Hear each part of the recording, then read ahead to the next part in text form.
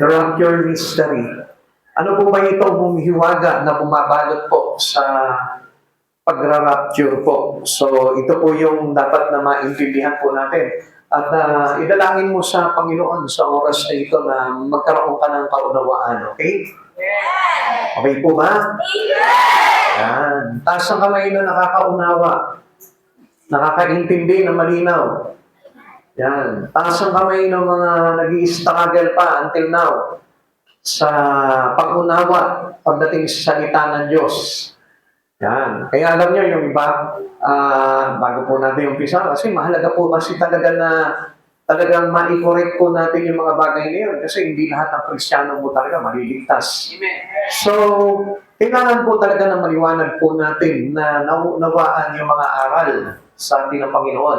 Kaya kung mapapansin po natin, maraming hindi nagbabago, maraming hindi lumalago, maraming ayaw lumapit pa rin sa Panginoon. After all na nakarinig na po sila ng mensahe ng Panginoon at hindi pa rin po nila nilalapit yung buhay nila sa Panginoon, medyo meron po ng tinatawag na unclear listening pagdating po sa salita ng Diyos or the unclear understanding pagdating sa Panginoon. Okay.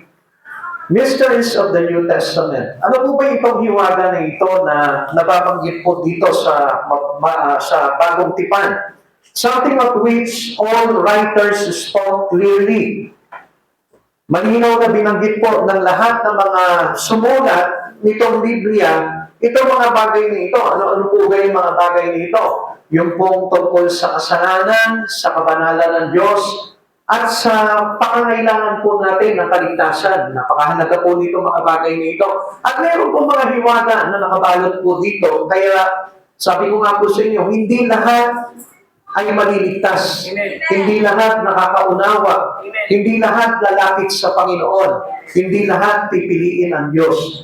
The crucified Savior, salvation by faith, ilan lamang po yan sa mga sinulat po dito ng maliwanag na kung saan ipinapahayag po sa lahat ng mga maliligtas. Yung po pagpapako ni Cruz, pagpapako ni Kristo sa krus, dapat po na maliwanag po at malinaw natin nauunawaan kung ano po yung mensahe po nito para sa atin. Amen. Yung po tinatawag na salvation by faith, sa pananampalataya tayo maliligtas, dapat din po maliwanag natin nauunawaan po yung hiwaga po na nakabalot po dito. Hindi lang basta faith po, ano? Ang faith po kasi malalaman po natin kung totoo o hindi. Dito rin po sa pag-aaralan po natin ngayon. Mystery of the New Testament, some things are called mysteries. Yan. Yung bagay na kung saan hiwaga or sabihin natin na mga bagay na pinahayag sa atin ng Diyos na mahiwaga. So, papakita ko po sa inyo para meron po kayong idea. Unang-una dito po sa parables, the mystery of the kingdom. Yung po mga patalinhagang pagtuturo ng Diyos po dito, ito po yung mayroon po kaugnayan sa mga maliligtas at hindi maliligtas. Kaya nga ito tinatanong ko po sa inyo kanina, kung tayo po ba ay maliwanag na nakakaunawa ng mga aral na itinuturo po sa atin. O every time magbabasa ka ng Biblia, maliwanag ba na iintindihan mo na ang salita ng Diyos? So, napakaganda po nun kapag nauunawaan nyo na po yun. Okay, basahin po natin sa Matthew 13 para maintindihan nyo. Yung mga nagsusulat po muna, medyo pause po muna tayo. Ano po? Pakinggan nyo po mabuti po itong mga sasabihin po dito at sa mga papaliwanag po sa inyo para na sa ganun, maintindihan nyo po na maliwanag at hindi po tayo mabilang doon sa mga walang pangunawa na hindi po mabibilang sa pagliligtas ng Diyos. Okay, listen. Chapter 13 ng Mateo. Noong ding araw na iyon, si Jesus ay lumabas ng bahay at naupo sa tabi ng lawa. Pinagkalipupunan siya ng makapal na tao, kaya sumakay siya sa isang bangka at doon naupo. Nasa dalampasigan naman ang mga tao at nagtuturo siya ng maraming bagay sa pamamagitan ng mga talinhaga. May isang magsasaka lumabas upang magasik. Sa kanyang pag-aasik ay may binhing na laglag sa tabi ng daan. Dumating ang ibon at tinuha ang mga iyon. May mga binhi na mga nalaglag sa batuhan. Sapagkat manipis lang ang lupa roon, sumibol agad ang binhing iyon, ngunit nang mapabilad sa matinding sikat ng araw ay natuyo. palibhasa'y walang gaanong ugat. May bini naman na naglag sa dawagan, lumago ang mga dawag at ininis ang mga iyon. Ngunit ang binhing na laglag sa mabuting lupa ay nabubuhay, may tig-100, may tig-60 at may tig-30 butil ang bawat uhay. Ang may pangdinig ay makinig. Verse 10. Lumapit ang mga alagad, tinanong si Jesus. Ito na po, papasok po dito yung pakunawa po natin, our understanding to the teaching or to the preaching of God. Lumapit ang mga alagad at tinanong si Jesus, bakit po ninyo dinadaan sa talinaga ang inyong pagsasalita sa kanila? Sumagot siya, ipinagkaloob sa inyo na malaman ang mga lihim tungkol sa pagbahari ng Diyos, ngunit hindi ito pinagkaloob sa kanila. Listen, sino po yung hindi pinagkalooban? Yung mga hindi maliligtas. So sa madaling salita, kung may pag-unawa tayo at maliwanag ang pag-unawa po natin sa salita ng Diyos, at ito po yung nagdadala po sa atin para tayo po yung makapanumbalik sa Panginoon, ibig sabihin niyan, mayroong nakalaang kaligtasan sa iyo. Ganun lamang po kasimple po yun, no? Pero kung tayo po ay nakikinig ng salita ng Diyos, and after all, sa maraming pakikinig natin, walang nagbabago sa buhay natin, wala tayo nauunawaan, hindi nagtutulak sa atin para paglingkuran ng Diyos, para ilapit ang buhay sa Diyos, I tell you, mag-isip-isip po tayo. Pakinggan niyo po mabuti po ito para maintindihan po natin mabuti po ito. Para na sa ganoon, pagdating ng araw, humarap tayo sa Panginoon, hindi ito magiging malaking pagsisisi sa buhay po ng isang tao. Okay, verse 12. Sapagkat ang mayroon ay bibigyan pa at mananagana. Ngunit ang wala, kahit na ang kakaunting nasa kanya ay pupulin pa. Nagsasalita ako sa kanila sa pamamagitan ng talinaga, sapagkat tumitingin silang ngunit hindi nakakakita, at nakikinig ngunit hindi nakaririnig ni nakauunawa. Natutupad nga ang kanilang hula natutupad nga sa kanila ang hula ni Isaias na nagsasabi, makinig man kayo na makinig, hindi kayo makakaunawa, at tumingin man kayo na tumingin, hindi kayo makakakita. Sapagkat naging makulol ang isip ng mga taong ito, mahirap makarinig ang kanilang mga tainga, at ipinikit nila ang kanilang mga mata. Kung di gayon, di sinsanay nakakita ang kanilang mga mata, nakarinig ang kanilang mga tainga, nakaunawa ang kanilang mga isip, at nagbalik loob sa akin, at pinagaling ko sila, sabi ng Panginoon. So, kung babasahin po natin ito mga ito, at maiintindihan natin, so ibig sabihin po niyan, hindi tayo yung kabilang doon sa mga pinakurol ang isip. Dahil sa walang pananampalataya sa Diyos. Kaya ito pong oras na ito sa inyong pakikinig ng salita ng Diyos, examinin po natin yung ating pakunawa. Kung maliwanag at naiintindihan natin, supposed to be dapat ang nangyayari sa atin, tinutulak tayo ng todo papalapit kay Kristo, sapagkat nandun kay Kristo ang kaligtasan. Itutuloy ko po sa inyo para maintindihan niyo po na maliwanag. Mapalad kayo sapagkat nakakakita ang inyong mga mata at nakaririnig ang inyong mga tainga. Sinasabi ko sa inyo, maraming propeta, listen. Ano sabi dito? Pakinggan niyo po mabuti po, unawain niyo po mabuti po ito. Sinasabi ko sa inyo, maraming propeta at matutuwid na tao ang nagnanasang makakita ng inyong nakikita, ngunit hindi ito nakita at nakarinig sa inyong naririnig, ngunit hindi ito napakinggan. So sa madaling salita, hindi lang basta tayo nagsisimba, hindi lang tayo basta nakakakilala sa Panginoon, kundi kailangan maliwanag at malinaw ang pag-unawa natin para magkaroon ng pagbabago sa buhay po natin ang lahat ng itinuturo sa ating ng Panginoon. Uulitin babasahin pa po natin ito para lubos po natin mapakinggan yung mga talinhaga na ito. Pakinggan na ninyo ang kahulugan ng talinhaga tungkol sa mag-aasik. Ang mga nakikinig ng salita tungkol sa paghahari ng Diyos, ngunit hindi nakakaunawa nito ay katulad ng mga binhing nahasik sa tabing daan. Pakinggan niyo po mabuti ha. Katulad daw po ng nahasik sa tabing daan. Yung mga taong nakikinig ng salita tungkol sa paghahari ng Diyos, ngunit hindi nakakaunawa. Okay. Sabi po dito, dumating ang masama at inagaw ang nahasik sa kanilang mga puso. Inilalarawan ang binhing nahasik sa kabatuhan ang nakikinig ng salita at masayang tumanggap nito agad. Ngunit hindi ito tumitibok sa puso. Ibig sabihin, yung salitang pinakinggan mo, hindi natatatak sa puso.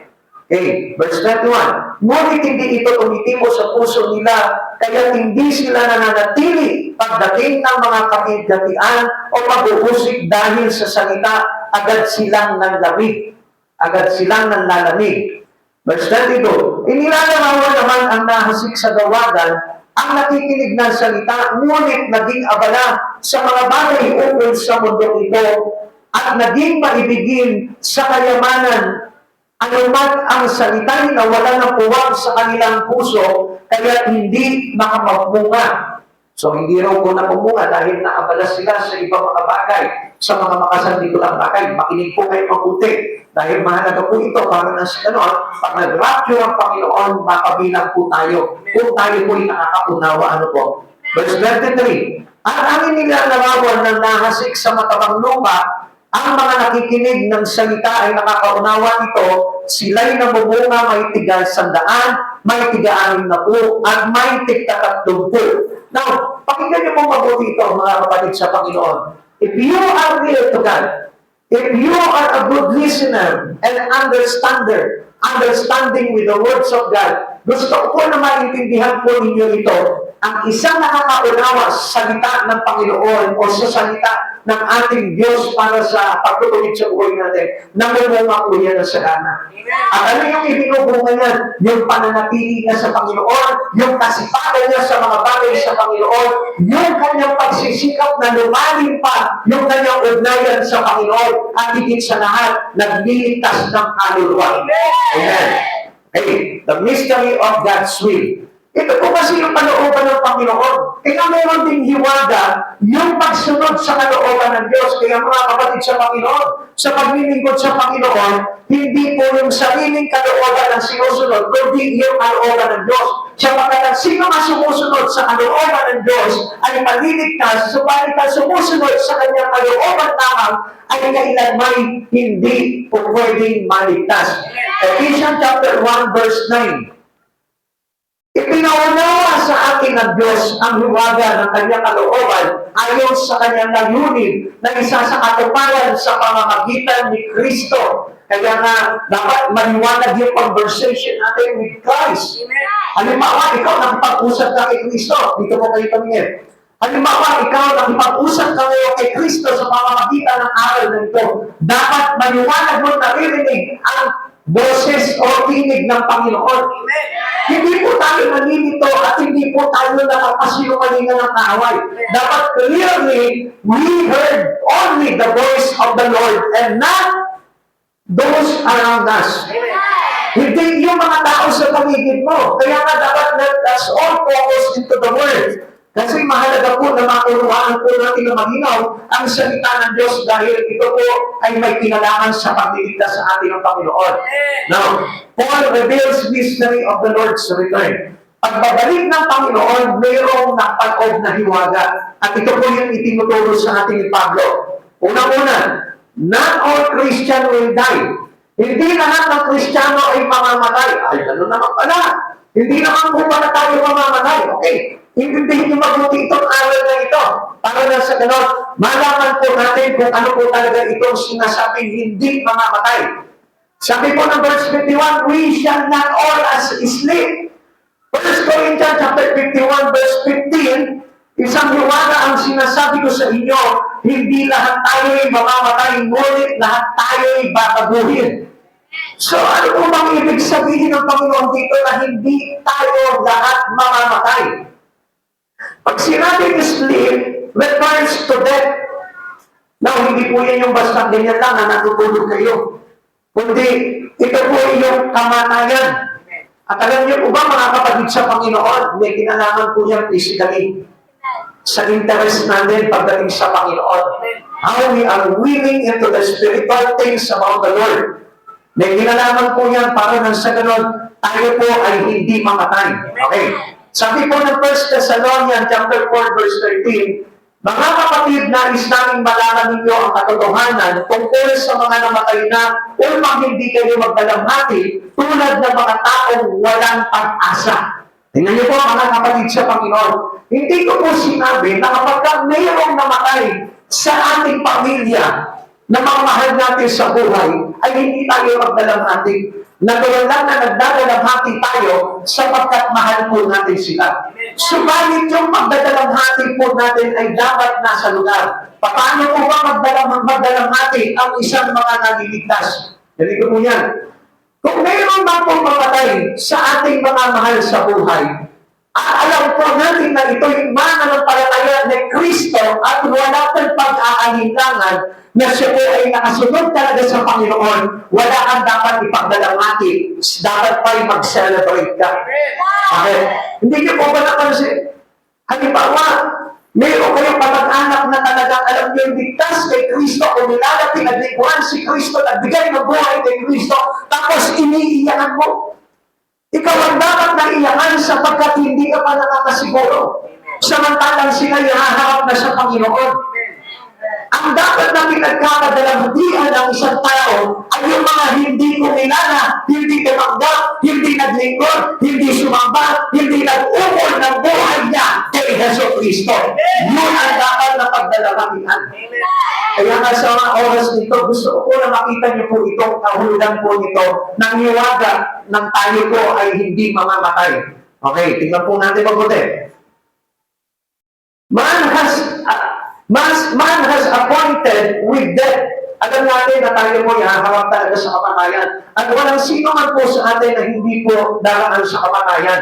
Pero, alam niyo po ba, may kagalakan sa puso ng isang tao na nananampalataya kay Kristo kapag dumating po sa kanya ito, bagay na ito. Hebrews chapter 9 verse 27. Ibiganda sa mga tao na minsan lamang mamamatay at pagkatapos ay ang paghuhubog. Sabi ko nga po sa inyo, if you are a believers to God, listen, if you are a believers to God and you surrender it all, your life to Jesus, wala kang dapat na ikatakot. Kaya nga lang, yun po yung nakakatakot po doon eh. Kasi hindi po natin maisuko-suko ng buong-buo ang buhay natin kay Hesus Kristo. Kaya nga po, mayroong mga bagay na dapat natin unawain po na maliwanag sa isipan po natin para na sa ganon, hindi po tayo maiwan sa mundong ito pagdating ng araw. Alam niyo po yung kamatayan, ipinapakipaglaban po yan ng hindi mananampalataya sa paanong paraan. Ganito po yung pakikipagdigma po nila sa kamatayan. The battle against death. Paano po ba nila binabattle po ito? Initigma. Ganito po yan. Advances in modern medicine. Gumagawa sila, nag-iimbento sila ng mga medisina na makapagdulutang sa buhay ng mga tao. Millions spent in research. Gumagastos sila ng bilyon-bilyon para lamang po maka-invento po sila ng mga panlunas sa mga karamdaman. Death rate remains one death for one birth. Continuous pa rin yun. Baka nga mas marami pa yung mga namamatay ngayon eh.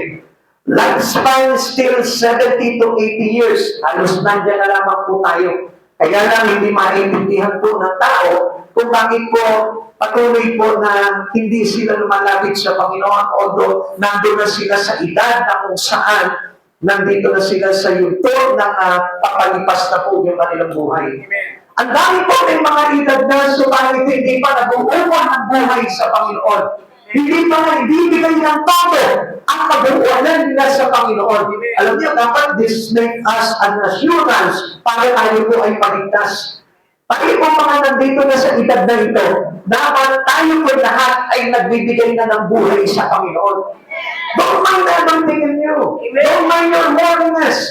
Huwag niyo na kung isipin yung mga bagay-bagay sa buhay niyo. Ang isipin niyo ay maibigay na ng todo ang buhay niyo kay Kristo sapagkat nandun na tayo sa yugto na kung saan malapit na po tayo doon sa appointment na ito na haharap sa kamatayan. Tanggapin po natin yun sa sarili po natin dahil ang pinakamahalaga niyan, ang tumatanggap ay nagkakaroon ng maliwanag na pag-iisip para ibigay ang kanyang buhay kay Hesus Kristo. Kaya alam niyo po, yung mga nasa edad po na 70, pataas, o kaya naman nandun ka na sa edad na 60, papunta ka na po dito sa edad na ito, dapat mag-isip ka na ibigay mo na ang buhay mo sa Panginoon. Subalit hindi ko sinasabi na ang mga kabataan ay huwag mo na magbigay ng buhay. Sapagkat kung hindi na po kayo makakakilala at magbibigay ng buhay, baka maunahan kayo dito kung si kamatayan. Amen. Mas maganda na tayo po'y sigurado. Lifespan still 70 to 80 years. Sabi po ng awit 90, verse 10, buhay namin umaabot ng 70 taong singkahan, minsan na may 80 kung kaming malakas, ngunit buong buhay namin ay puno ng dos at hirap, pumapanaw pagkatapos dito sa sangmaliwanag. Nilipas at nilipas po ang buhay po natin. Kaya mas maganda po na tayo po'y magkaroon ng maliwanag na pangunawa sa mga hiwaga na bumabalot sa mga tinuturo po sa atin ng Panginoon. After Christ's return, believers will not die. Sa pagpapalik po ng ating Panginoon, lahat ng mananampalataya ay hindi mamamatay. Pero tingnan po muna natin ito mga kapatid sa Panginoon. Ano? Gusto ko po na i-clear up po sa inyo po itong ibig sabihin po nito na sinabi, believers will not die. Pakiulit nga po, pakisabi nga po, believers will not die. Believers will not die. Alam niyo mga kapatid sa Panginoon, ang sabi po ng 1 Thessalonica chapter 4:17, pagkatapos tayo naman makabuhay pa, at natitira ay titipunin sa alapaap kasama ng mga binuhay upang salubungin ang Panginoon sa himpapawid. Sa gayon, makakapiling natin siya magpakailanman. Basahin po natin ito mga kapatid sa Panginoon. Ano sabi dito? Pagkatapos tayo naman mga buhay pa at natitira ay titipunin sa alapaap, sino raw po? Sino raw po? Pakilakas na po. Tingnan nyo, babasahin nyo na lang yan. Hindi nyo pa malakas. Paano pa kaya yung pang-unawa, maliwanag na pang-unawa sa salita? Sige, pakibasa. Pagkatapos tayo namang makabuhay pa at natitira ay titipunin sa alapaap kasama ng mga hinuhay upang salubungin ang Panginoon sa himpapawid. Sa gayon, nakakapiling natin siya magpakailanman. Yan. Tayo namang mga buhay pa at natitira ay titipunin. Sino po yung mga buhay? Sure ka? Sure tayo? Alam niyo po ba kung sino tinutuloy po dito na buhay? Yung buhay sa pananampalataya. Not all Christian has a real faith. Hindi lahat ng Kristiyano ay mayroong totoong buhay na pananampalataya. I tell you the truth. At yan ang katotohanan. Paano ang bubuhayin kung buhay ka na? Ang ibig sabihin po ng Panginoon dito, kung ikaw ay mananampalataya talaga ni Kristo, ngayon pa lang dapat mabuhay yung pananampalataya mo. Para pagdating ng araw, tayong lahat na buhay pa ay isasama niya titipunin sa alapaap kasama ng mga binuhay. Kapatid sa Panginoon, sino ito mga natitirang buhay? Tayong mga mananampalatayang totoo. Ano ba sabi po ng Biblia? Faith without action is dead. So ang ating pananampalataya kung hindi mo magawa sa Panginoon ay patay. Naiintindihan hindi? Sabi niyo po kanina, naiintindihan niyo na maliwanag ang mga aral. Pero parang medyo napapaisip po tayo dito. Akala po ba natin sapat na yung may pananampalataya ako? Come on, people of God. If you have a real faith in God, you must stay with Christ Jesus. Kaya mo mong igibang lahat ng bagay sa buhay mo. If your faith is real, kung totoo talaga na may pananampalataya sa Diyos, kahit na anong bagay na mangyari sa buhay mo, nandoon ka kay Kristo, hindi ka hihiwalay kay Kristo. Ilalaban mo si Kristo hanggang sa pagbabalik ni Kristo. Yun ang totoo pananampalataya na kahit na mawala sa iyo lahat ng mga bagay na iniingatan mo sa buhay mo, wala sa iyo yun sapagkat ang totoong buhay mo ay na kay Kristo Jesus. At the real faith in God, hindi po ba yung parang ang bilis nating agawin? Kaya nga kanina ipinaliwanag sa ating ang Panginoon yung tanging naga ng paghahasik. Yung mga nahasik sa tawagan ay po silang naagaw ng mga alalahanin sa buhay. Agad sila na humaling sa mga pagpapayaman. Kaya nga mga kapatid sa Panginoon, if you have faith to God, hindi na balik kahit hindi ka yumaman o yumaman ka man, basta ang buhay mo ay naka-stick lamang kay Kristo kahit na anong mangyari, hindi mo nibitiwan ni Jesus Kristo. Kaya basta yung faith in God, buhay na pananampalataya. Kaya nga ang sabi niya po dito, pagkatapos tayo namang mga buhay pa at natitira ay titipunin sa alapahan. Sino yung mga buhay pa? Naandyan ka pa, naglilingkod ka pa, hindi ka pa umigitaw, gumagawa ka pa ng mga bagay sa karangalan ng Diyos. Ikaw yung sinasabi dito na buhay pa at natitira. Amen. Kasi kung minsan nakala po natin, basta yung faith na faith eh. Basta pag sinabi mo, may faith ako, yun na talaga yung pananampalataya. Pero ang totoo po talagang faith, nagtutulak sa iyo sa mga bagay kay Kristo Jesus. Nagtutulak sa iyo sa katwiran ng Diyos, nagtutulak sa iyo sa pagpapakumbaba, nagtutulak sa iyo ng paglingkuran ng Diyos na ito sa buhay mo.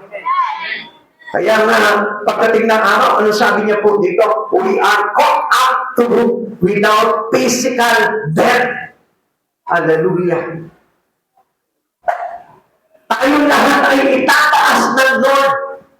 Hindi tayo mamamatay.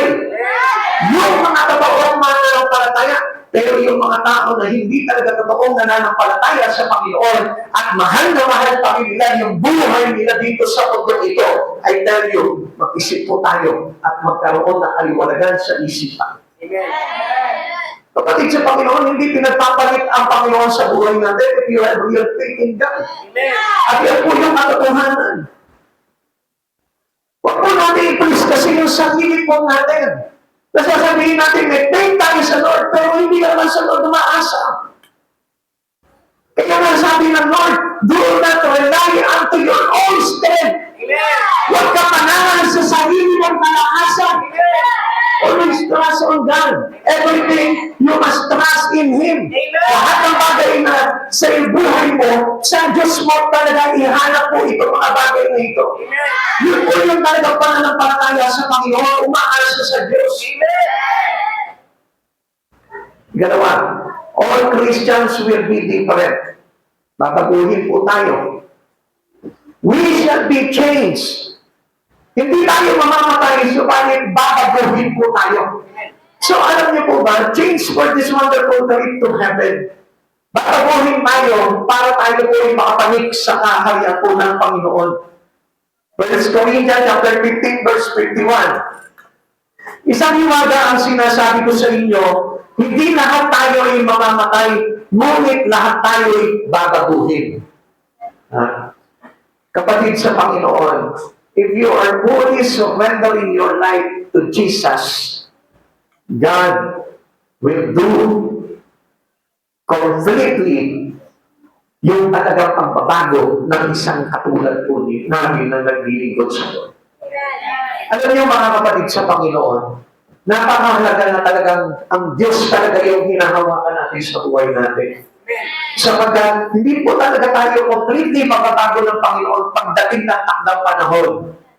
Kung hindi totoo ang pananampalataya natin sa Panginoon. Sapagkat mayroong pagpipili na mangyayari sa buhay mo between the Word and between Christ Jesus. Kaya nga tayo po mismo na talagang totoo nananampalataya sa Panginoon, we keep on God's reliance. Nananatili po tayo na pinanghahawakan natin ang Diyos sa buhay natin. Even though, sa kabila ng mga challenges in life, sa kabila ng mga bagay na ninanakaw sa atin ang kaaway, wala po tayong pakialam dyan. Kasi kung minsan po, ang nangyayari sa atin, ang tao natin ay sa kawalan sa salibutan, pero yung kawalan kay Kristo, yun ang wala tayo. And that was not the faith. Hindi po faith ang tawag po doon. Sapagkat kung nagtitiwala lamang po tayo sa sarili nating lakas at nananangan po tayo sa kayamanan ng salibutan, ay nandiliwan daw faith. Hindi po yung gano'n ang faith talaga. Kung mapapansin po natin si Pablo, nung nakakilala na kay Hesus Kristo, tinanggihan niya na ang lahat ng bagay at tinagi niya kalubihan. Kapatid, alam niyo sa atin, hindi naman talaga totally na tinatanggal sa atin ng Lord eh. Kaya lang, alam nyo, ang hindi makita sa atin ng Lord, yung ating action, yung ating paggawa. Amen. Sa kabila ng binigyan tayo ng kaligtasan ng Panginoon, dapat makita ng Lord sa atin na tayo po'y naglalakad na po ng buhay sa Kanya.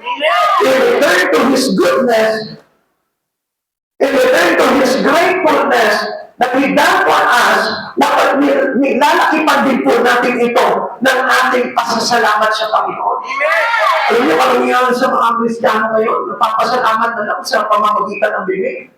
At hindi sa pamamagitan ng kanilang paggawa at pagpaparangal sa ating Panginoon. Kaya nga mga kapatid sa Panginoon, kailangan na magkaroon talaga tayo ng gusto at ganap na pag-iisip at pangunawa sa mga bagay na ito. Both dead and living, then change. Lahat mo tayo babaguhin. So bakit tignan niyo po mga kapatid sa Panginoon, if your faith cannot change you, ay tayo, paano ka pang babaguhin ni Yesu Cristo? Kung itong pananampalataya na sinasabi mo ay hindi nakapagbabago ng buhay mo, pagdating ni Kristo, paano ka niyang babaguhin? Kaya nga itong faith na ito ay naglalarawan sa isang tao na nakay Kristo. At hindi po pwede ang isang tao may pananampalataya sa Diyos, nothing to be changed in them. Kapatid, nagbabago ang isang tao pananampalataya. Kaya nga alam nyo, yung kaganapan ng pagbabago ay nandun sa huli na kay Kristo. Wala sa ating tayo, hindi natin magiging ganap yung ating pagbabago. Subalit yung pananampalataya ko na nagpapalatili sa iyo kay Yesu Kristo, pagdating ng araw, si Kristo yung completion ng pagbabago sa buhay mo. Amen. Ano sabi ng Pilipos na 1 verse 6?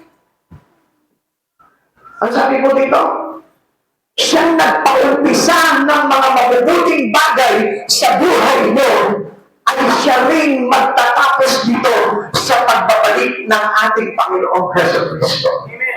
Kaya nga dapat na maunawaan natin ito. Faith changes your life. Amen. Faith changes everything in our life. Lahat binabago yan. Yung iyong pamumuhay, yung iyong pananaw, yung iyong ugali, yung iyong relasyon sa Panginoon, kailangan po may pagbabago ang lahat ng yan. Amen. Kung dati tamad kang gumawa sa Panginoon, ngayon masipag ka na dapat. Amen. Hindi lang sipag-sipagan, kundi talagang masipag talaga sa Panginoon. Amen. Hindi lang bait-baitan, kundi talagang totoo, ibinibigay mo yung bait sa Panginoon. Sapagkat kung mayroon kang bait, at wala kang pananampalataya, hindi magiging ganap yung bait mo. Amen. Hindi mo yung consider na kabutihan na sinasabi ng Lord, which is the fruit of the Spirit, goodness, hindi po yan yung bait na hinahanap ng Lord. Yung galing sa pananampalataya ko sa Panginoon na nagtulak sa iyo para bumalik ka. Amen. Kaya nga mga kapatid sa Panginoon, yung faith, kailangan may pagbabago sa buhay mo. Eh kung hindi mo mapili-pili sa buhay mo si Kristo, paano po mangyayari po na pagdating ng araw, babaguhin tayo ng Lord? 1 Corinthians chapter 15, verse 52. Sa isang sandali, sa isang isapatan, kasabay ng muling pag-ihip ng trompeta, sapagkat sa pagtunog ng trompeta, ang mga patay ay muling bubuhayin at di na muling mga matay, babaguhin tayo lahat. Ang sabi ko sa atin, hindi na tayo mamamatay. Faith is the source of our life eternal. Amen. Kung bakit tayo nagkaroon ng kaligtasan because of our faith? Through faith in Christ Jesus. Amen. Kaya nga, hindi po natin hindi yung pananampalataya natin eh. Nag-church ka, pero yung faith mo hindi naman dumagana. Ikaw, kapag ka pa, may cellphone ka, pero hindi naman magamit. Meron kang sasakyan, pero hindi mo magamit. Meron kang kalabaw, pero tamad. Kapag meron, nagkamitin mo pang araw sa bukid, bigla na lang pagdating mo sa bukid, hinihilata. Ipang-aaraw mo na lang yung kalabaw mo, bigla na lang hihigyan. Magre-relax. So, yung faith po natin, kailangan enable us. Amen. Kailangan nagpapunction yung ating pananampalataya sa Panginoon. Pagbuhay ang pananampalataya ng isang tao, mayroong mga pagbabago ng nangyayari sa buhay mo. Amen? Ang sabi po sa atin, hindi tayo mamamatay. Tayo mga natitirang buhay at natitira pa dito ay kasama niyang ipapalik. Paano tayo ipapalik kung patay tayo? Amen. Amen. Kasi ang kailangan niya yung mga buhay sa pananampalataya. May halimbawa ngayon, sabi mo may pananampalataya ka, kaya wala naman gawin natin. Ang faith na mabuhay na nagdadaan sa puso. Ang faith na mabuhay na pag-ibig sa puso. Ang faith na nagpakabuti sa isang tao. Ang faith na nagkakaroon ng self-control. Ang faith na nagkakaroon ng katapatan. So lahat po ng bunga ng Espiritu ay nakapanood doon. Yun yung hiwaga ng pananampalataya natin kay Kristo. Naglalagay sa iyo ng pag-ibig sa gawain ng Diyos, pag-ibig sa salita ng Diyos, naglalagay sa atin ng paglalakad sa pakikinig ng salita ng Diyos, sa pagpupuri sa Diyos, sa paglilingkod sa Panginoon, nandun ka nagiging mabalik ka sa mga kapatiran, nagiging mabalik ka sa pamilya mo, at sa lahat ng tao, lahat nakapag-eto din. Kaya nga, yun yung mga bagay na mas sigit pa tatabuhin sa atin pagdating ng araw, totally change po tayo. At hindi lamang po yun, kundi itong ating katawan na namamatay at nabubulok ay papalitan ng hindi nabubulok at hindi namamatay. Kaya paano mapapalitan ng hindi namamatay at hindi nabubulok ang katawan mo kung yung faith mo ay hindi buhay? Naintindihan po natin? Now, kaya nga yung faith natin, marami pong mga pinagkakalinan po yan. Yung pananampalataya natin na yung change by resurrection power. Minsan, parang hindi po natin pinaniniwalaan ito. Marami po na hindi nila alam na napakahalaga po ng pagkabuhay ni Jesus. At hindi po nila alam kasama po sila na pagkabuhay ngayon. Na pagdating ng araw, tayo mga mananampalataya, kahit na mamatay, ay muli bubuhayin. Amen. So, naiintindihan natin, faith pa rin po yun. Yung power of resurrection of Christ, kahit na mabuhay, na mabuhay, na mabuhay, na mabuhay si Kristo, kung wala ka na naman pananampalataya kay Kristo, walang manggiging kapangyarihan ang pagkabuhay ni Kristo sa buhay mo. Tingnan mo nga yung katabi mo. Parang hanggang ngayon, hindi pa rin buhay eh. Hello? Mo, parang inaantok na yata. Pagka ang faith mo ay buhay, hindi ka aantok yun sa kumain. Amen. Alam niyo, may kilala nga po ako eh. Ito, pag mo kayo magagalit, ang mga nakakatulog po dito. Merong isa po sa inyo na wala na kasi natisod dahil sa kakabanggit ko ng natutulog. Ayaw na tuloy umating. Ayaw na dumalo ng gawain. And I hope and I pray to God na huwag kayong masasaktan doon dahil it is the rebuking of God in your spirit. Amen. Alam niyo, tignan niyo po mabuti ha. Paano po kayong magkakaroon ng kalakasan sa pananampalataya kung tinutulugan niyo ang words of God? At sabi po ng Biblia, Roma chapter 10, verse 17, faith comes from hearing and hearing the words of God. Ang pananampalataya ay bunga ng pakikinig at pakikinig kung may natuturo tungkol sa mabuting balita kay Kristo na mga kapatid sa Panginoon. Alam niyo po ba, na hindi lang nakasang pananampalataya natin kung tinutulugan natin ang salita ng Diyos. Kaya nga, labanan niyo po yung antok at paganahin niyo yung iyong pananampalataya para na sa ganoon magkaroon sa iyo ng power, yung resurrection. Amen. Si Christ na buhay, tapos ikaw, patay. Amen.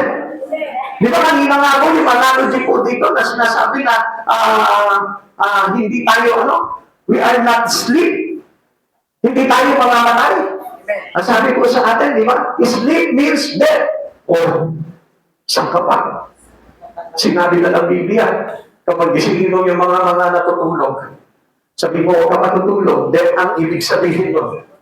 Naintindihan niyo po ba? Naintindihan po ba natin?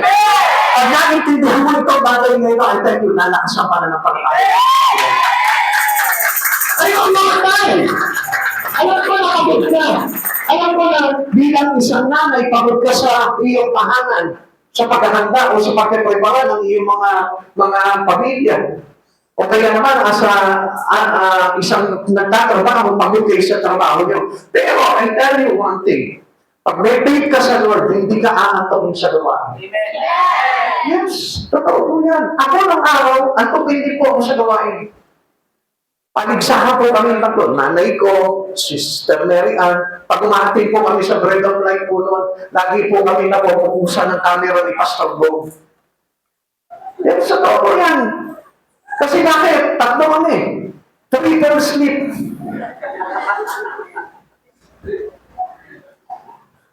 Renew niyo po yung espiritu niyo, huwag kayong kakaya. If your faith is alive, and your faith do actions to God, ay kayo, buhay na buhay yan. Yan ang tutulak sa iyo sa mga bagay pagdating sa Panginoon. Now, change by resurrection power. Change to be like Jesus. Pag tayo po'y binuhay na muli, at pag tayo po ay pinalit ng Panginoon doon sa alapaap, kasama ng mga binuhay, tayo po'y magiging katulad na ni Jesus. Change like Jesus. Babaguhin po tayo na yung katawan natin na mamatay ay hindi na mamatay at yung ating nabubulong na katawan ay hindi na mabubulong ilanman. Alam niyo, pag natutulog kayo, parang iwan nabubulong. Oo. Tuloy kayo naniniwala? O sige, bibigyan ko kayo ng sample. Ano amoy ng nabubulong? O pagka ikaw tulog ka ng tulog, amoyin mo yung hininga mo. Di ba? Naintindihan niyo? Di ba kapag ikaw natulog ka dahil ka sa pagkakatulog, pagkagising mo, amoyin mo yung hininga. Ang tapang eh. Di ba? Amen? So, sa pagtulog, nabubulong. Amen? What I mean here, pag tayo hindi gumagawa pagdating sa Panginoon, hindi buhay yung ating espiritu pagdating sa Lord, nabubulog. Amen. Sabi po dito ng 1 Peter chapter 3 verse 2, mga minamahal, mga anak na tayo ng Diyos ngayon, ngunit hindi pa nahahayag ang magiging kalagayan natin, ngunit alam natin pagdating ni Kristo, tayo'y magiging katulad niya sapagkat makikita natin kung sino talaga siya. Yun yung pinaka-greatest moment. Na papakahintay natin. Yan pagkatao mo ngayon, makikita mo purely. Sabi, ano kaya pakiramdam mo, no? Kung iisipin mo, ano kaya pakiramdam mo katulad ka na ni Kristo na walang kamatayan? Katulad ka na halimbawa ng anak ng Diyos. Nandun ka na sa piling ng ating Ama. Hindi maisip, ano? Kasi ayaw natin mag-isip eh. Pero subukan yung isipin. Ano kaya yung buhay ni Jesus? Ang sarap siguro, ano? Amen? Isipin mo lang. Yung buhay nga natin, pagka iniisip mo, punta ka sa kanya, anong isip mo? May problema. Sa kanilang isip mo, may problema. Sa sentro ng isip mo, may problema pa rin. Sa likuran, may problema pa rin. Hindi ka napalapa. Pero ano kaya kapag binago na tayo ng ganap ng ating Panginoon? We have our glorified body. Ang sarap nun, kapatid sa Panginoon. Wala ka nararamdaman sakit ang ngipin. Wala ka na nararamdaman libag sa katawan. Amen? Hindi ka na mangangamoy nun. Kasi hindi na nabubulong eh. Amen? Natutulala na kayo. Ano kaya itong mga pinagsasabi ni Pastor? Kaya nga unawain yung mabuti yung mga sinasabi ko. Although nag-joke ako, pero gusto ko po maintindihan niyo yung mga bagay na ito. Amen? No more corruptions or decay. Sabi po ng 1 Corinthians chapter 15, verse 53 to 54, ang ating katawang nabubulong ay mapapalitan ng hindi nabubulong. Ang mga katawang namamatay ay mapapalitan ng katawang hindi mamamatay. Kapag ang nabubulong ay napalitan na ng mga hindi nabubulong, at ang mga kamatayan, ang may kamatayan ay napalitan na ng walang kamatayan, matutupad ang sinasabi ng kasulatan na lumig na ang kamatayan, lubos na ang tagumpay. Nandun pa lamang po yung totoong tagumpay. Wala pa ngayon. Ngayon, hindi pa nakakasiguro dahil kailangan pa yung pananampalataya natin sa Panginoon ay gawin natin ganap. Amen. Amen. No more mortality. Sa pili po dito, wala nang kamatayan. So tayo hindi na mamamatay, kundi magkapakailan may buhay po tayo. Hindi mo ba masarap po yung bagay niyo? Wala ka nang iniisip na baka ma-aksidente ka, baka magkasakit ka, baka mamaya kung ano pangyari sa iyo. Hindi naman matatakot tayo sa piling ng Panginoon, wala na kamatayan. Buhay magpakailanman na yun. Kaya yun po yung dapat na pinipili po natin at pinapahalagan po natin sa buhay po natin. Hindi naman po yung mga bagay dito sa mundo na ito. This miracle accomplished in moments. Sa sandali. Sa isang-isang na kata. Sabi po ng 1 Corinthians chapter 15 verse 52, sa isang sandali, sa isang-isang mata, kasabay na muling pag-ihip ng trompeta sapagkat ang pagtunog ng trompeta, ang mga patay ay muling bubuhayin at di na muling mamamatay, babaguhin tayong lahat. So sino ay yung babaguhin? Yung may totoo pananampalataya kay Kristo. Yung totoong tapat na nagtitiwala kay Kristo. Kaya nga, kapatid sa Panginoon, oo, sige, nagtatrabaho tayo, nagpapamilya tayo, o may mga bagay na ginagawa tayo, dapat make your trust in Christ Jesus. Lahat ng pagtitiwala mo na kay Kristo, nagtatrabaho ka, tinitiwala mo kay Kristo, nagpapamilya ka, tinitiwala mo kay Kristo, your financial, tinitiwala mo sa Panginoon, lahat ng bagay na yun. Yung mga anak mo, tinitiwala mo sa Panginoon. Everything that we do, glorify God. Amen! Nagkakawanan po tayo para sa kalwalatian ng Panginoon, para sa Panginoon na lahat ng pasasalamat. Kaya nga po, alam niyo, hindi tayo dapat na mabuhay. If you have a real faith in God, hindi tayo pwede mabuhay na himalay kay Jesus. Amen! It is not tayo ang faith. Amen! Nakapagkakali ba ako, kaya mo mabuhay without God? Sa isang araw, kaya mo na mabuhay ka? Nung wala ang Panginoon sa buhay mo, ay tayo, that is not a real faith. Sapagkat ang totoo pananampalataya talaga ay gagawin mo sa lahat ng pagkakataon nandun si Kristo. Wala kang bagay na gagawin na hindi kasama si Kristo. Kailangan kasama mo palagi ang Diyos mo dahil ang pananampalataya, yun ang nagpapabago ng lahat ng bagay sa buhay mo. At yun yung nagiging katugunan ng totoong tagumpay sa buhay ng tao. Kahit na nasasaktan ka pa, kahit nahihirapan ka pa, basta yung faith mo buhay sa Panginoon, matitiis mo lahat ng bagay niyo. It will endure you into pain, suffering, and every challenges of life. Yun yung magpapakatag sa'yo, magpapatibay sa'yo. Yung totoong pananampalataya. Pero nakakita ko na po ba ng isang pananampalataya, takbuhin. Ng isang pananampalataya, umaayaw. Ng isang pananampalataya, ayaw sumunod sa Panginoon. Ay kayo, hindi po faith ang tawag doon. Kundi pa sarili lamang po yun. Sapagkat yung faith na talagang totoo ay nagre-relayan kay Kristo. Amen! You cannot live without God. You cannot live without Christ Jesus in your life. Nagtatrabaho ka, kailangan nandun si Jesus. Nag-aaral ka, kailangan nandun si Jesus. Nakikipagbagada ka, kailangan nandun si Jesus. At kapag sa bagada mo, hindi mo nakita si Jesus, hindi mo gustuhin yung bagada niyo. Sapagkat the Spirit of Christ inside of you, i-reject niya yung mga bagay na reject si Kristo. Amen. Yun ang tandaan po natin doon. Dahil ang talagang totoong faith, yan yung maghahanap ng mga makakasama mo. Yun yung maghahanap ng lugar na pupuntahan mo. Yun yung maghahanap ng magiging lifestyle mo. At lahat ng pagbabago sa buhay mo ay gawa ng hiwaga ng pananampalataya kay Kristo. Amen. Kaya mapapansin mo, taas mo yung kamay dito na may pananampalataya. Huwag kayo magkakamali. Mahahayag po talaga dito yung pananampalataya po natin totoo. Tignan niyo po ito. All Christian then be diligent.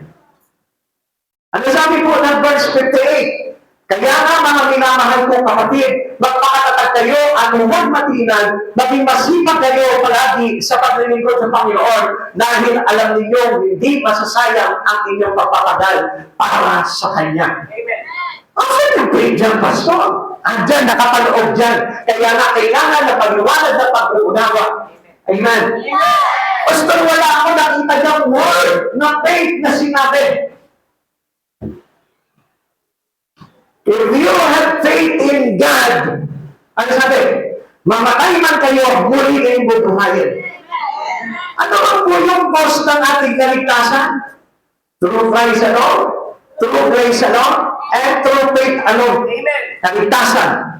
Anong sinasabi sa atin itong Biblia? Itong words na ito? Ano sabi sa atin? Kaya nga mga minamahal kong kapatid, magpakatatag kayo at huwag matitinan.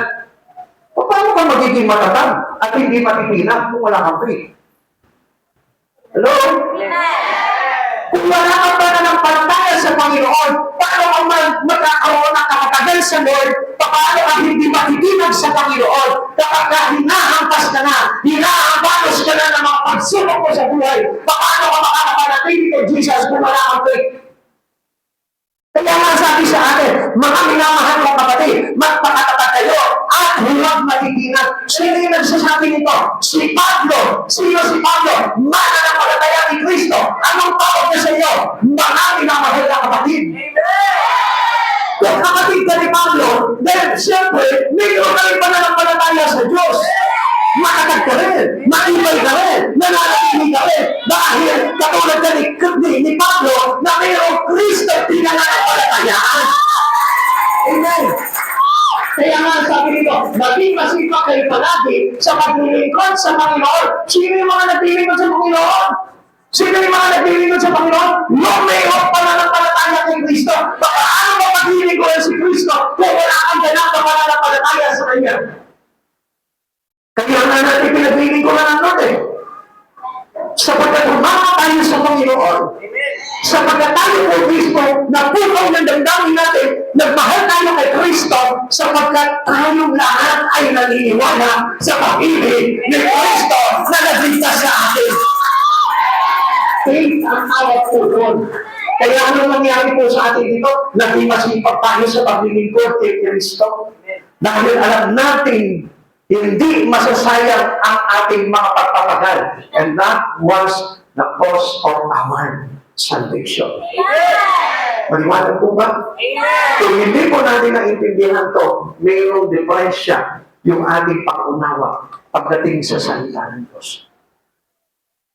At kaya po tayo pinaglilihiman sa mga talinhaga o sa hiwaga ng mga bagay na itinuturo sa atin ng ating Panginoong Jesucristo. Dahil wala tayong pananampalataya. Pero if you have a true faith in Christ Jesus, makinig mga kapatid sa Panginoon, dahil ang pakaligtasan po natin, ang rapture po sa isang katapunan. Baka mamaya, kumurap lang mga mata mo, makaligtaan mo yung talagang mensahe ng Diyos sa buhay mo. Yung faith ay mahalagang sangkap para ma-rapture ka. Faith with action and not without action. Yung faith na nagtutulak sa'yo para yung dating tamad na ikaw ay maging masipag na ikaw kay Kristo. Yung pangatakot ay maging matatag at hindi natitinag kay Kristo. Yun yung kailangan na faith. At hindi yung faith-faithan lamang. Tinawag ka lang ng pangalan mo faith. Alam mo, may faith ka na. Dapat panindigan mo yung faith na yan. Hanggang kamatayan. Amen? Amen. Kaya nga gusto ko na malaman po ninyo, yung pagiging masipag sa Panginoon ay naglalarawan sa isang mananampalataya na talagang totoong nananampalataya kay Kristo. Walang tao na nanampalataya kay Kristo na tamad. I tell you the truth. Katulad pa lang ngayon, nakita niyo po, halos hindi mo na maibuhay yung sarili. And supposed to be, mga kapatid sa Panginoon, wag po sana kayo magagalit. Para sa akin, kapag ikaw ay inaantok sa gawain, hindi mo mahal si Kristo. Yes. Pero ba kayong mahal sa buhay na tinulugan niyo lang ng tinulugan? At tanongin ko po kayo, so ito tayo mga kapatid sa Panginoon, malapit na po mag-rapture. Malapit na po dumating ang Panginoon. Hanggang ngayon hindi pa rin po natin alam how our attitude towards God's Word, how our attitude towards church, how our attitudes toward studying the words of God. Pakigising niyo nga po yung mga katabi niyo. Please. Nung araw, nandiyan pa po ba kayo? Sige, gisingin niyo po yung katabi niyo. Gising mga kapatid. Naalala ko po yung teacher ko po nung elementary. Sabi niya gano'n sa akin po. Sabi po niya sa amin po nung araw. Ang batang tamad, laging may tama sa nanay. Sabi ng teacher ko po yan. Pag tatamad-tamad daw ang bata, laging pinapalo ng nanay. Kapag kapatid sa Panginoon, paano kaya pag tamad tayo sa Panginoon? Baka may tama rin tayo sa Panginoon. Dahil dinidisiplina ng Diyos ang kanyang mga iniibig. At kapatid sa Panginoon, gusto ko na malaman po ninyo, hindi po ako nang-iinsulto ng mga taong natutulog sa church. Kundi, mahal ko po kayo dahil gusto ko na makapasok sa inyo ang salita. Amen! You cannot understand the word. And supposed to be, itong mga tao na ito, nakikinig na sa Panginoon, buhay, gising. Hindi pa nakaunawa. how much more kung tayo mo'y natutulog? Naintindihan mga kapatid sa Panginoon? O paano tayo magkakaroon ng kaligtasan? Sapagkat sinabi po ng Biblia, sabi po ni Jesus sa mga alagad niya, bakit po ba tayo nahada kayong magtulog? Sa kadalang sabi po ni Jesus, ilihim sa kanila ang tungkol sa paghahari ng Diyos. Subalit mapalad kayo na nakakaunawa at nakakaintindi ng mga salitang ipinapahayag ko sa inyo. Now, mga kapatid sa Panginoon, kung iisipin po natin yan, bakit marami po mga Kristiyano nag-church pero hindi inuunawa yung mga bagay na itinuturo sa kanila ng Panginoon? Sabi ng Lord, then be diligent. Maging masikap po tayo. Maging masikap po tayo pagdating sa mga bagay sa Panginoon. Paano po tayo magiging masikap? Kung ipinapakita natin sa Panginoon at tinatamad tayo. Amen? Amen. Amen? Tama po ba yun? Amen. Na kapag ang isa, halimbawa, nakita mo yung anak mo tulog na tulog. Ano kaya meron? Ha? Ha? Pakilakas po. Amen. Sabi ng Lord, be then diligent. Nagagalit na sila. Sa nang sasagot ko po sa inyo, I love you with the love of the Lord. Mahal kayo ng Panginoon. Dahil ayaw po ng Lord talaga na hindi kayo mamigtas. Kaya ginigising po kayo. Now, diligent in views of this blessing. Tingnan niyo po ha. Yung pagiging masipag po, alam niyo po ba yung nagiging dulot po nito sa isang tao na may pananampalataya sa Panginoon na magiging masipag? Una-una, dead raised from and changed. Pag naging masipag ka sa mga bagay sa Panginoon, pagdating na araw, bubuhayin tayo at babaguhin sa isang pala. So, benefits na po yan, pagiging masipag. Ano ba po yung blessing na pagiging masipag? Living believers caught up and changed. Ipapalit po tayo. At yung katawang namamatay at nabubulok ay papalitan ng hindi namamatay at hindi nabubulok. At ano ba yung pinaka-blessing po dito kapag naging masipag ka dahil sa pananampalataya mo sa Diyos? That is still reward. Yung po kamandag ng kamatayan tatanggalin sa iyo ng Lord. Hindi ka na mamamatay. Magpakailanman buhay ka sa piling ng Diyos. Sabi ko ng 1 Corinthians chapter 15, verse 55, nakikinig pa po tayo. Nasa ano kamatayan ang iyong tagumpay, nasa ano kamatayan ang iyong kamandag. Wala nang patatagumpay sa iyo ang kamatayan. Wala nang kamandag sa iyo ng kamatayan. Sa ang buhay ng Espiritu na nasa iyo, na galing kay Kristo ay magpakailanman. Amen. Because of your faith in God, naging masipag ka kay Jesus. Because of your faith in God, nabago ang buhay mo. Because of your faith in God, nainlap ka ng todo kay Kristo. Kaya ang sabi po sa atin, yung faith na yun, mamatay ka man, muli ka bubuhayin. Because the resurrection is Christ Jesus. Ika-apat, the great victory taken away. Ano po ba yung tagumpay ng libingan ay hindi na magtatagumpay pa kailan sa iyo. Ilanis na po yun. Kaya kung natatakot ka man na pagdating ng araw mamamatay ka pa matakot, katawan mo lamang ang nandun. Kaya yung tali mo, yung espiritu mo, yung glorified body mo, nandun kasama ng Jesus. Ito yung lahat ng bunga ng pagsisikap at kasipagan natin sa Panginoon. Kaya nga yung pagiging masipag mo, pagdating ng araw, ano sabi? Your labor in God is not in vain. Hindi masasayang ang lahat ng pagpapagal mo. Lahat ng pagpunta mo sa church, lahat ng pag-Bible study mo, lahat ng pag-aakay mo, lahat ng fellowship na inatinan mo, lahat ng sipag mo sa ministry, hindi masasayang yan dahil magdudulot yan ng pagpapala sa iyo dahil masipag ka sa Panginoon. Amen. Amen. victory over this and enemies. Hindi na magtatagumpay sa iyo ang anumang kaaway na ito na gusto kang dalhin sa impyerno. Never. Kahit na ano gawin niya, hindi na mangyayari yun. Kaya ang taong masikap sa Panginoon, tandaan nyo, kailanman hindi nakakatagumpayan ang kaaway. Pag nasikap ka mag-lingkod sa Lord, pag nasikap ka mag-church, pag nasikap ka magbasa ng Biblia, nasikap ka mag-share ng words of God, kailanman hindi magkakagumpay sa iyo ano ang gawin sa ilan sa buhay mo.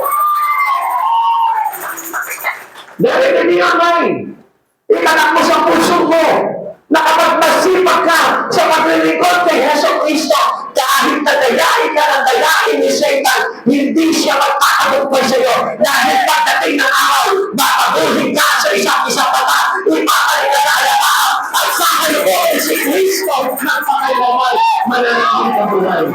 Amen. Our great victory is through Christ. Tandaan po natin yan. Wala sa mga bagay dito sa mundo ito, kundi na kay Kristo na. Magpakasipag ka sa mundo ito, subalit hindi ka masipag sa Panginoon, I tell you, hindi mo makakamit ang totoo tagumpay na kay Kristo. 1 Corinthians chapter 15, verse 57, magpasalamat tayo sa Diyos na nagbibigay sa atin ng tagumpay sa pamamagitan ng ating Panginoon Heso Kristo. Yung magpapasalamat na yun, alam niyo mga kapatid sa Panginoon, it is not your lips. Hindi po yung inyong labi ang nagpapasalamat.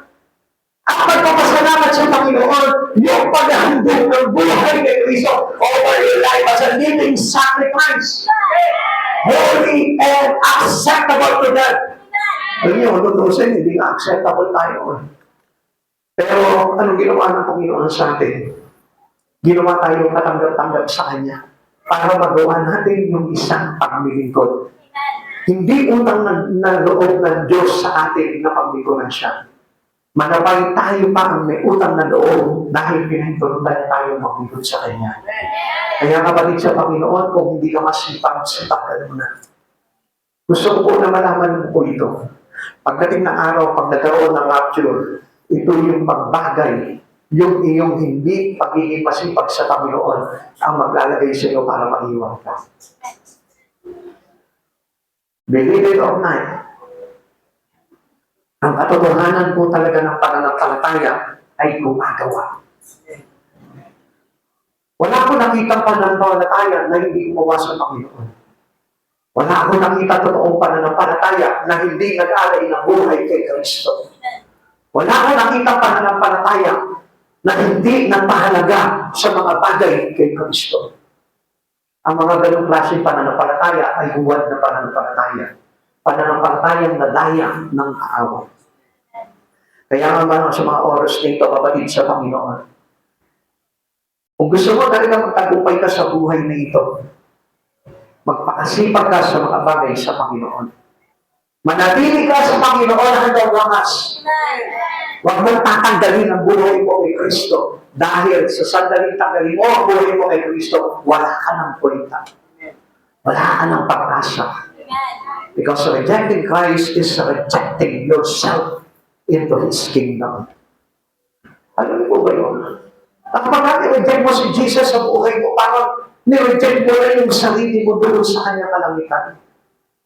Sabi ka po dito, we must be steadfast and unmovable. Huwag po tayo matitinan. Manatili po tayo sa Panginoon. Na kahit tayo mangyari, huwag po tayong titigil sa mga bagay na ginagawa natin sa Panginoon. Hindi po dapat tayo nananatili na ganito naman, kundi mas lalo pa po tayong lumalaki. Mas lalo pa po tayong umaanap pagdating sa mga bagay, pagdating sa Panginoon. We must always be abounding in the word of the Lord. Sagala po dapat tayo sa mga gawain sa Panginoon. Kapatinan mo po yung buhay natin. Marami po mga Kristiyano, kulang na kulang sa mga bagay na ginagawa sa Panginoon. Ang sabi sa atin dito, we must always be abounding in the word of the Lord. Kailangan sagana po tayo sa gawain pagdating sa Panginoon.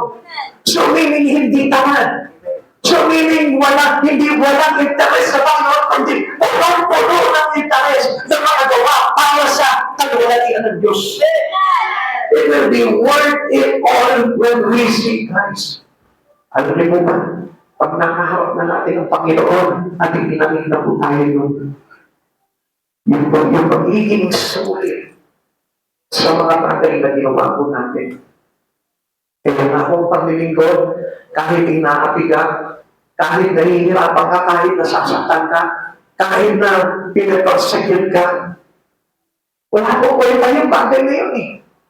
Dahil pag nakaharap mo na si Jesus at naipagka niyo sa alakap sa kanyang kaharian, yun yung mararamdaman mo na sulit pala lahat ng ginawa. Kaya nga nagtataka po ako sa mga Kristiyano na kunting oras lamang yung ibinibigay sa Panginoon, hindi niya maibigay yung talagang quality and worth time niya para sa Lord. Kapalit sa Panginoon gising. Kung talaga mananampalataya ka ni Kristo, at mahal mo si Kristo, at mahal mo yung kaligtasan mo, yung lahat ng oras na ibinibigay mo sa Panginoon, gawin mo quality. Because our God is a grateful God. He is worth for Him a quality over the best of our time. Kapag kuminsan, ibinibigay natin lahat lang eh. Kaya nga tayo natitinag sa gawain ng Panginoon eh. Kaya nga isang araw makikita mo wala ka na sa Lord. Bakit hindi mo kasi binigay yung talagang the best mo pagdating sa Lord eh? Yung pagkatao, hindi mo binigay ng the best. Yung magsaya mo, hindi mo binigyan ng the best. Yung iyong magiging worker sa Diyos, hindi mo pinakita. Magiging yung pag-atin mo lang ng gawain ng Panginoon, hindi pa naramdaman ng Lord na talagang para sa Kanya yung oras na yun. And supposed to be kapatid sa Panginoon, kapag nagsisimba ka, dapat para kay Christ siya ang oras na yan at hindi para sa iyo.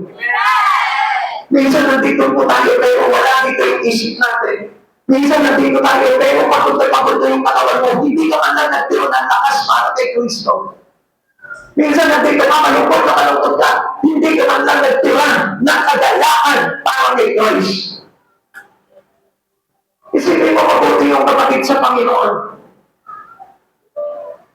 If you want to be steadfast in Christ and unmovable spirit with Him, ibigay mo yung best mo sa makikinig ng salita ng Diyos, sa pag-worship, sa paglilingkod, at sa lahat ng bagay na gagawin mo, do it for the glory of Jesus. Dapat po tayo laging sagana sa magawa sa Panginoon. Hindi tayo dapat nagkukulang. Huwag ka magbabawas. Magdagdag ka palagi. Huwag kang tatawarin. Sipagan mo palagi.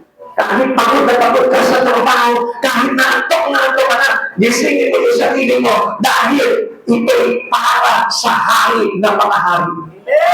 Hindi yan para sa kapitbahay mo lang. Hindi yan para sa akin lang. Kaya ako minsan, nakakala nyo, pagpunta nyo dito, ay para sa akin lang eh.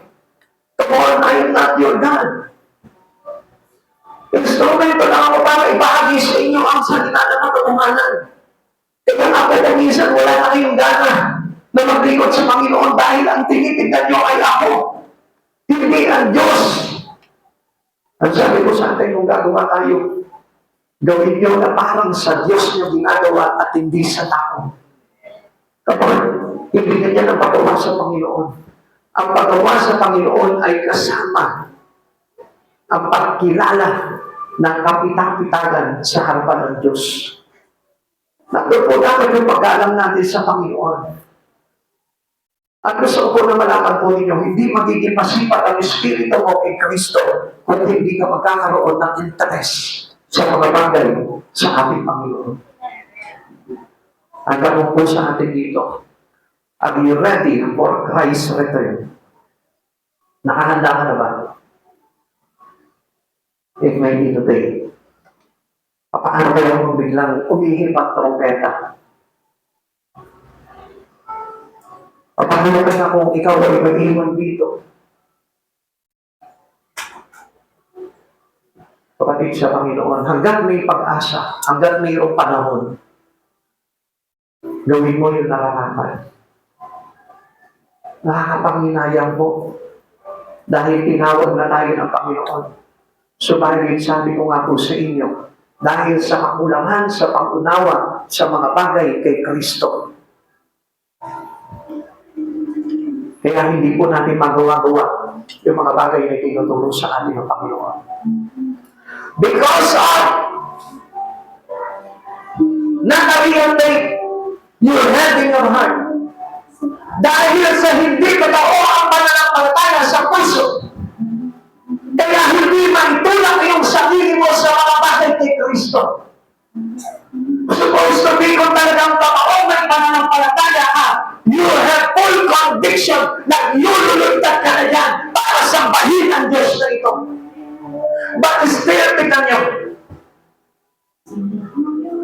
may halos hindi tumatalab sa iyo yung kapangyarihan ng salita ng ating Panginoon sa Kristo. May halos walang impact sa puso mo para makapagpabago ng buhay mo. God is really wanted every one of us here to be changed. Gusto niya na maging ganang ka, na totoo, maging nagbago kay Kristo.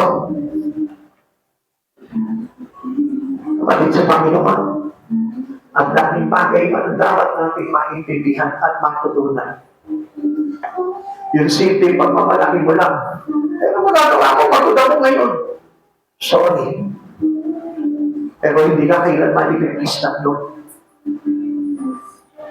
Sapagkat binigyan ka na ng pag-asa at tsansa ng Panginoon para iligtas ka, hindi mo pa binigyan ng pagkakataon ng Diyos. Akala po ba natin na lagi tayong susuyuin ng Panginoon? Always remember, ang unang pagbaba ng Panginoon dito sa mundo is to seek and save us. And the second coming of Jesus in this world is to judge every unbeliever. Tandaan po natin yan. Hindi na tayo susuyuin ng Lord, kundi hahatol na ang Panginoon. Ano bang ginagawa natin? Hindi ka ba natatakot? Na baka hindi ka masama sa pagligtas sa Panginoon? Oo, talagang totoong hindi tayo mananampalataya ni Kristo. Kung bakit hindi na tayo talaga apektado ng mga aral na ito. Come on. Tanungin mo yung sarili mo sa oras na ito. Alam niyo, nung araw, nung makapakinig po ako at nagkaroon ng mga nangyari sa salita ng Diyos, nagpasya ko sa sarili ko, Lord, maglilingkod na lang ako sa iyo. Iwanan mo lahat ng bagay sa buhay ko dahil sa pag-asa na nandito ang lahat ng tagumpay na kay Kristo. This Bible gave me understanding about the real life. Ito yung nagpaunawa ko sa akin ng totoong kahulugan ng buhay. Hindi buhay na maraming pera. Hindi buhay na maraming kaibigan. Hindi buhay na may kikilala mga matataas na tao. Kundi buhay na kumikilala sa walang iba kundi ang Diyos ng hari at tagapagligtas. Kung hindi mo pa alam yan, sa oras na ito, may problema ka sa pag-unawa mo. Kung hindi mo pa alam kung gaano mahalaga itong Diyos na ito na nagtuturo sa iyo, na lumapit ka sa Kanya, magbigay ka ng buhay, isuko mo ang buhay mo sa Kanya, I tell you frankly, hindi mo naiintindihan ang halaga ng salita ng Diyos. At paano pagdating ng araw na babaguhin ka sa isang mata kung wala kang pananampalataya sa kalooban ng Diyos. Kapatid, kung gusto mo ng totoong ganap na pananampalataya, magkaroon ka ng maunawaan sa salita ng Diyos. Magkaroon ka ng pag-ibig sa kalooban ng Diyos. Magkaroon ka ng desire na ipabuhay ang salita ng Diyos. Bakit dito? Gusto ko mo na malaman mo, nagsasayang ka lang ng panahon. Dahil ang katotohanan ay kailangan natin talaga si Kristo sa buhay nito at hindi yung mga bagay sa mundo ito. Ang alin yung Biblia para makita niyo And then at least what you have in your life.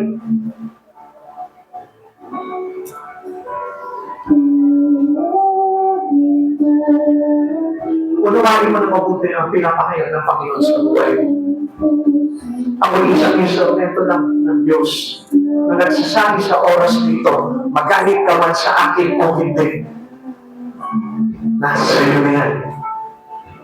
Dahil I know that Jesus, the Lord of my soul, I will stand for Him forever. Kahit na anong mangyari.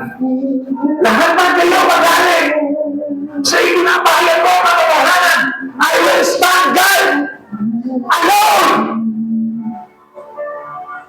Kung hindi ko man kayo kaisa, sa oras na ito, pagdating sa salita ng katotohanan na ikinapahayag ni Yesu Cristo, ano sa akin? Ang mahalaga po sa akin ay yung katotohanan kay Yesu Cristo at yung inyong kaligtasan. Hindi po ako magtataga kung hindi ko mahal ang mga kaluluwa ko ninyo. Mas masarap ang buhay na kasama ko ng yung pamilya ko. Pero mas pinili ko na lagi ko po kayong kasama. Dahil alam ko kung gaano kasarap ang buhay na kay Kristo. Ikaw sa oras na ito, nauunawaan mo na ba kung gaano kasarap at kahalaga ang buhay na mayroong Kristo sa buhay? Kung nauunawaan mo, umayo ka sa oras na ito. Show it to God. Ipakita mo sa Panginoon na talagang mahalaga sa iyo ang Panginoon Yesu Cristo. Show your real faith in Him. Hindi ka magpapaibabaw. Hindi ka magpiplis ng sarili. Hindi ka magpapahalaga lang sa sariling buhay. Kundi magpapahalaga sa kalooban ng Diyos.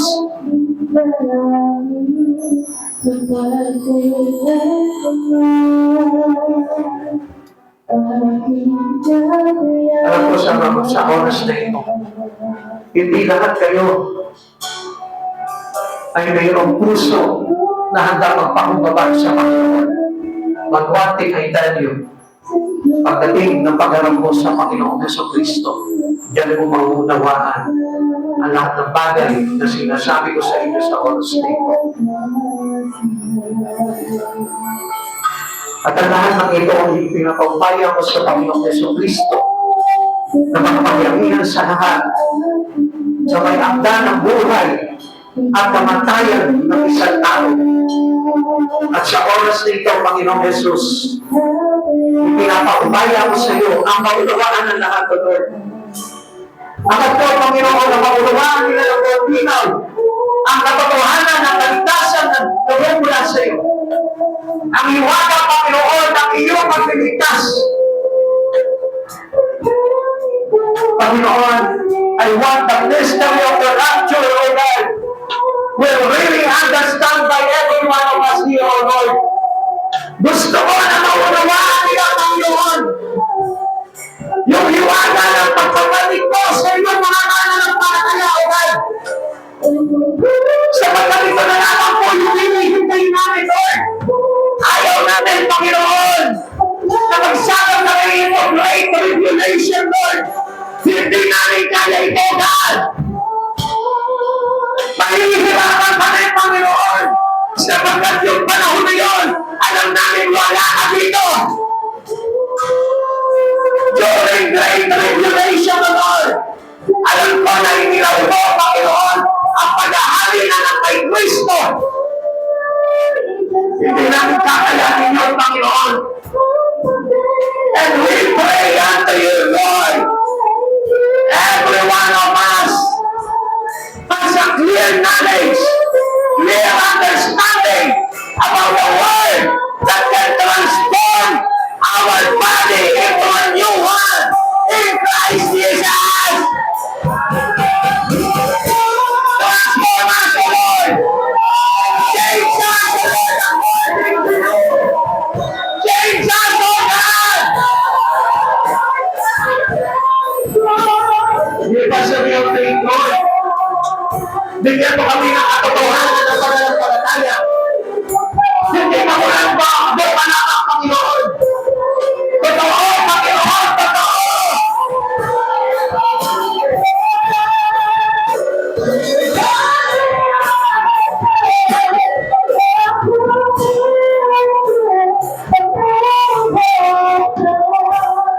niyo mga kapatid sa Panginoon, kung sa mga oras na ito, uunawain mo lang ng buong puso ang tungkol sa pagliligtas ng Panginoon na gaganapin niya bago ang matinding kapigatian sa mundong ito.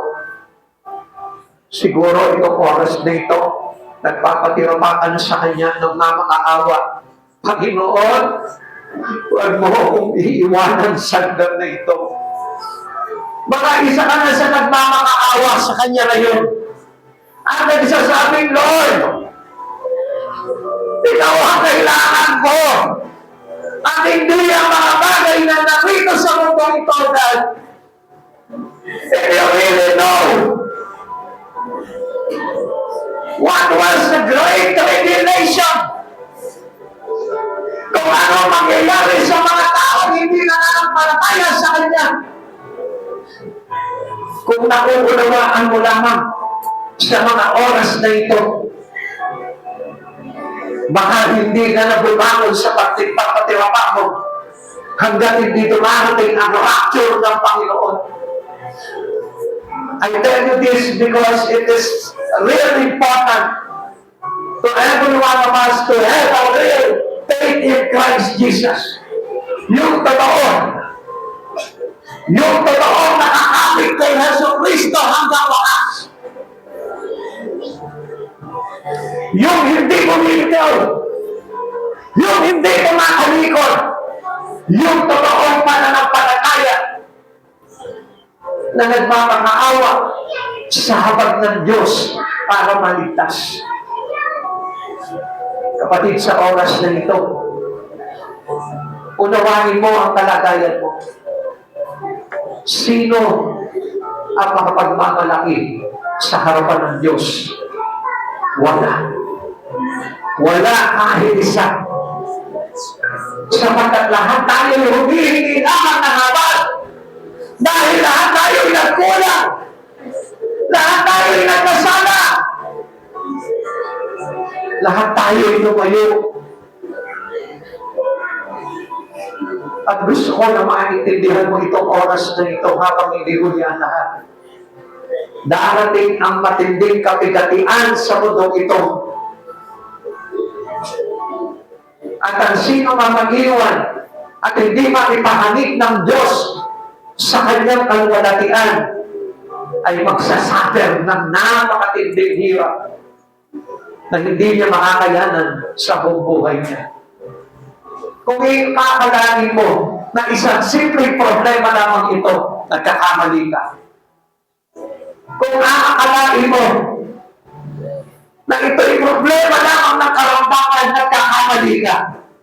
Sapagkat ang Great Tribulation ay sobrang paghihirap at kapigatian na mararanasan ng mga tao tumalikod at hindi na ng panataya kay Hesus Kristo. Kaya nga, kung nauunawaan mo sa oras na ito, kapatid, I tell you, humingi ka ng awa at habag kay Hesus Kristo. Only to Christ Jesus. Only to Christ Jesus.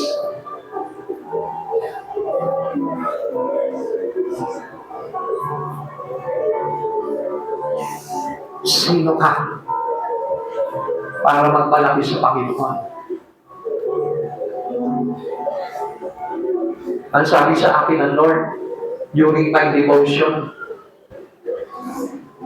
anak, kung may bahay ka, tingnan mo yung mayroong mas higit na malaking bahay kaysa sa iyo. Wala ka pa. At kung mayroong mga katulad ng malaking bahay na katulad noon, tingnan mo yung mayroong mga malapansyon na bahay, wala ka pa rin. At ito naman naman, mayroong mga malapansyon na bahay, ikukumpara mo sa mga bilyonaryo ng mundo, wala ka pa rin. At itong mga bilyonaryo ng mundo, kung tinignan mo ang kapangyarihan ng Panginoong Diyos, wala pa rin tayong lahat. Sino tayo ngayon sa harapan ng banal na Diyos? Wala. Wala kahit ano.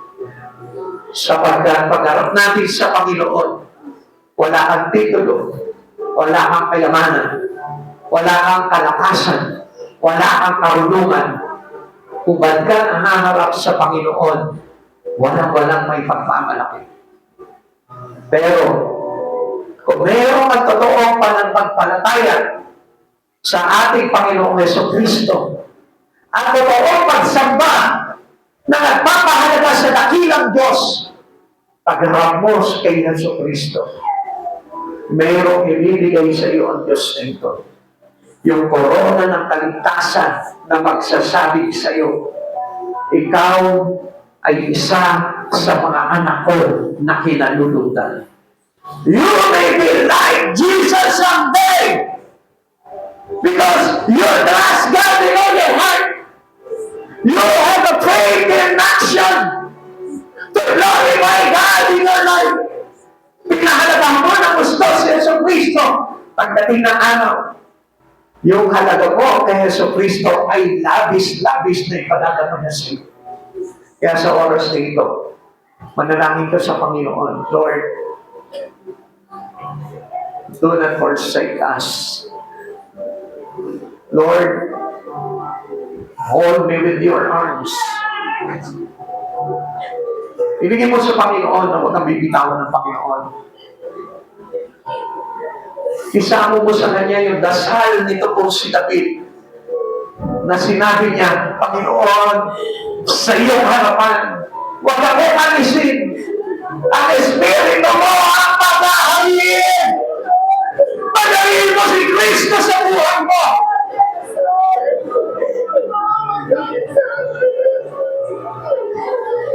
Let Jesus reign in your heart.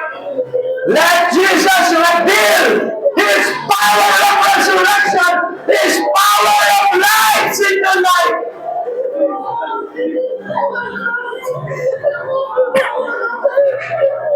Lord, hilingin mo sa Panginoon. Hilingin mo sa Panginoon, Lord, bigyan mo ako ng kasipagan sa iyo. Bigyan mo ako ng interest sa iyo. Huwag mo mayaan na nakawin ako at tuluyan ako malunod sa mundong ito. Hilingin mo sa Panginoon. Huwag mong gawin kagalakan na masipag ka sa mundong ito. Sapagkat ito yung maglulunod sa iyo na matinding kabigatian pagdating ng araw kung wala kang kasipagan pagdating sa Panginoon. Ang sabi ng Lord sa atin, maging masipag tayo sa paggawa hanggang sa ating Panginoon sapagkat alam natin na ang lahat ng ito ay hindi masasayang. Kapatid sa Panginoon, sa oras na ito, nais ko lahat po tayo magpasalamat sa ating Panginoon. Ama namin Diyos, nagpapasalamat po kami sa kabutihan mo. Napatuloy mo kami ginagabayan ng Lord sa pamamagitan ng totoong aral na nagmumula sa iyo. Salamat Panginoon, itinutuwid mo ang aming mga espiritu, Lord, sa aming kawalan ng gana, sa aming pananamalay, sa aming panlalamig, sa aming pagkakatulog, kung kami nakikinig ng iyong salita, Lord.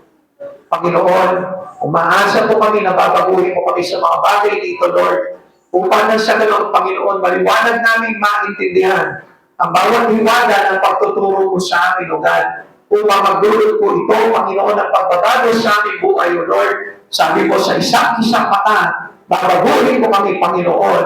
Ang aming katawang namamatay ay papalitan mo ng hindi namamatay. Ang aming katawang nabubulong ay papalitan mo ng hindi nabubulong. At ipapalit mo kami, Panginoon, sa iyong kalapahan, kasama ng iyong mga binuhay, O Lord, upang maghintay sa iyong pagdating, O Lord, at kasama mo kami ipapapaligid sa buhay na walang hanggan. Panginoon, maraming salamat, O Lord. Nananalig kami, Panginoon, ng buong pag-asa, O God, na kami makakasama sa iyong rapture, Lord. Maraming salamat po, Lord.